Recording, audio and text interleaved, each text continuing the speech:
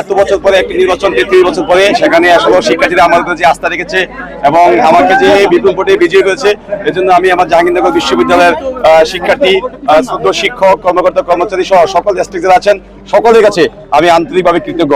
তারা আসলে আমাকে যেই ভালোবেসে যে দায়িত্ব দিয়েছেন, আমি আমার জীবনের শেষ রক্তবিন্দু দিয়ে হলেও তাদের সেই দায়িত্ব পালন করার জন্য আমি সর্বোচ্চ চেষ্টা চালিয়ে যাবো ইনশাল্লাহ।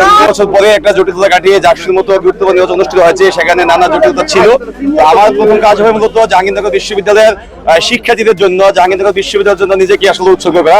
আমি চাই তারা আসলে আমার প্রতি যেভাবে আমার প্রতি আস্থা রেখেছেন সেই আস্থার প্রতিদান দেওয়ার জন্য আমি আমার জীবনের সর্বোচ্চটুকু করতে রাজি আছি ইনশাল্লাহ। যারা বর্জন করলো তাদের জন্য কি বলবেন? না একটা তো বিরোধ তৈরি হয়ে গেল। যারা বর্জন করেছে আসলে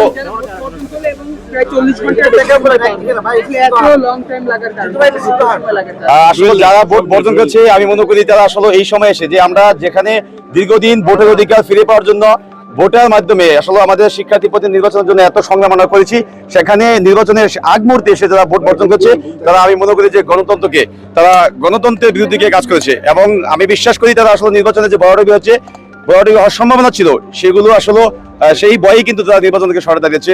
তো আমরা বিশ্বাস করি এখনো অনেকগুলো প্যানেল নির্বাচন ছিল, স্বতন্ত্র প্রার্থী ছিল। তো ওভারঅল সকল কিছু মিলে আমরা মনে করি যে নির্বাচন নিয়ে কোনো প্রশ্ন নেই। অবশ্যই সবাইকে নিয়ে কাজ করবো। জাকসুতে আমরা নির্বাচিত হয়েছি, সেখানে তো এককভাবে কোনো কিছু সম্ভব নয়। তো আমাদের প্রথম কাজ থাকবো সকল দল, সকল মতের মানুষকে নিয়ে একটা ইনক্লুসিভ জাহাঙ্গীরনগর বিশ্ববিদ্যালয় গড়ে তোলা। তো সেখানে অবশ্যই সকলের মতামতকে গুরুত্ব দিয়ে কাজ করার চেষ্টা করবো।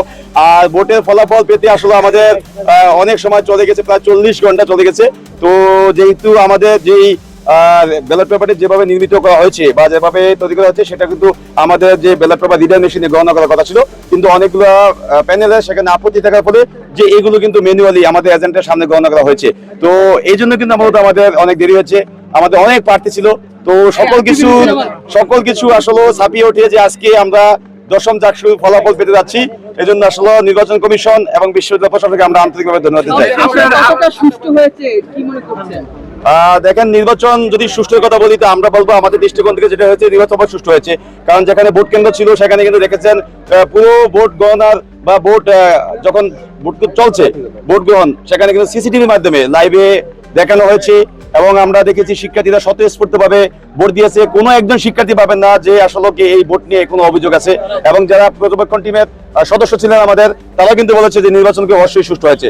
তো কিছু বিষয় ছিল ত্রুটি বা অব্যবস্থা ছিল, তো সেই অব্যবস্থাগুলো আমরা আমাদের প্রশাসনকে জানিয়েছি, তারা তাদের জায়গা থেকে সর্বোচ্চ চেষ্টা করছেন। যেহেতু এই জয় আপনি কাকে উৎসর্গ করছেন? এই জয়টি আমি উৎসর্গ করছি আমাদের দেখেছেন গতকাল যে আমাদের চারুকলা বিভাগের সহকারী অধ্যাপক আমাদের জান্নাতুল ফেরদৌস ম্যাম, তিনি আমাদের এই নির্বাচনে পোলিং এজেন্টের দায়িত্বে ছিলেন। গতকাল সকালে তিনি যখন এখানে দায়িত্ব পালন করতে আসেন, তিনি আসলে এখানে তিনি হার্ট অ্যাটাক করেন এবং পরবর্তীতে আমাদের মেডিকেল সেন্টারে নেওয়া হয়। সেখান থেকে তাকে সাভারস্থ এনা মেডিকেলে নেওয়ার পরে কর্তব্যরত চিকিৎসক তাকে মৃত ঘোষণা করেন। তো ম্যাম যেহেতু এই নির্বাচনে এসেই আসলে আমি মনে করবো সবচেয়ে বড় তিনি আমাদেরকে কাঁদিয়ে তিনি না ফেরার দেশে চলে গেছেন। আমরা আমাদের এই জয়টা এবং 33 বছর পর যে জাকসুর আসছে, আমি আমার পক্ষ থেকে এই জয়টা আমার ম্যামকে উৎসর্গ করতে চাই। ধন্যবাদ।